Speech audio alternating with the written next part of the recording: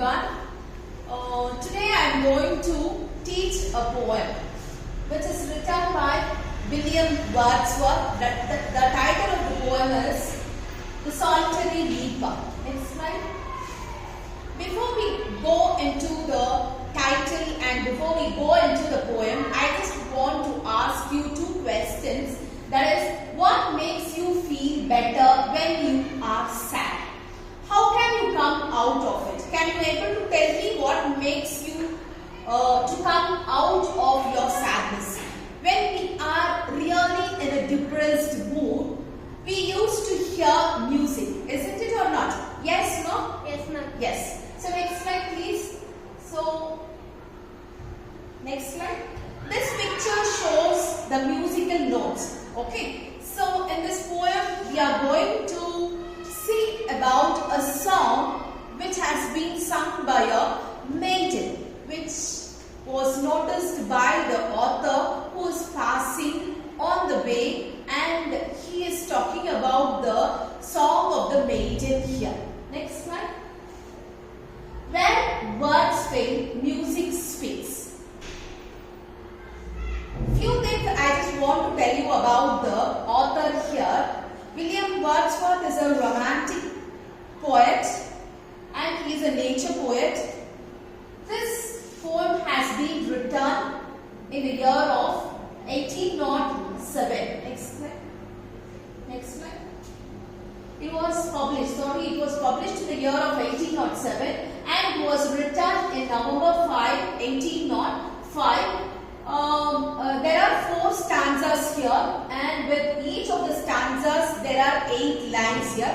I will read out few lines from the poem here. Okay.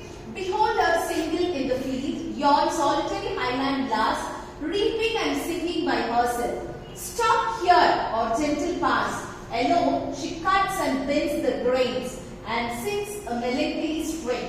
Oh, listen, for the veil profound is overflowing in the sound. No nightingale did ever chaunt more welcome notes to weary bands of travellers in some shanty haunt. Among Arabian sands, a voice so thrilling never was heard. In springtime, from the cuckoo bird, breaking the silence of the seas, among the farthest brides. So the rest of the passages, please, you go through the text which you are having it. Please go to the next slide.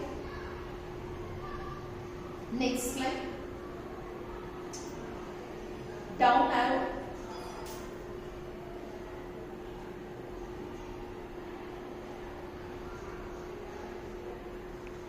Yes. So the previous one. So this is the picture. The opening part of the poem. In this opening part of the poem, you can see the woman who is in the field, who is all alone single. When the poem, in the very beginning of the line, the poet says that the maiden was all alone there in the field. She is singing a song. Okay, so let me tell you the title. The Solitary Reaper. Solitary means alone. Reaping means that is cutting the grain. So you can see in this picture, the maiden who is in the field, she is singing a song and she is cutting the grains here. Okay, and also you can see the author who is there on the highland, who is standing there and watching the maiden who is singing a song. He could not find out what song is that. Okay, so and he is describing about the song and he is describing about the women and the voice of the women here. Okay, so next slide.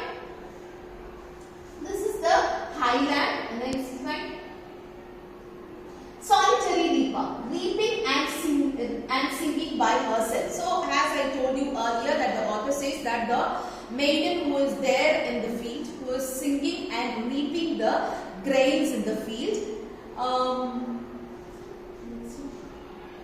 Stop here, or gentle pass. So the author who is on the way, he stopped and listening to the song of the maiden. He could not find out what language is that and what song is about. And he is thinking, Wordsworth is thinking that whether it will be a happy song or is it song, or is it something, the incident which has been taken place earlier in her life, or it is something about the war, like in different way he is thinking of, that is what the song is about.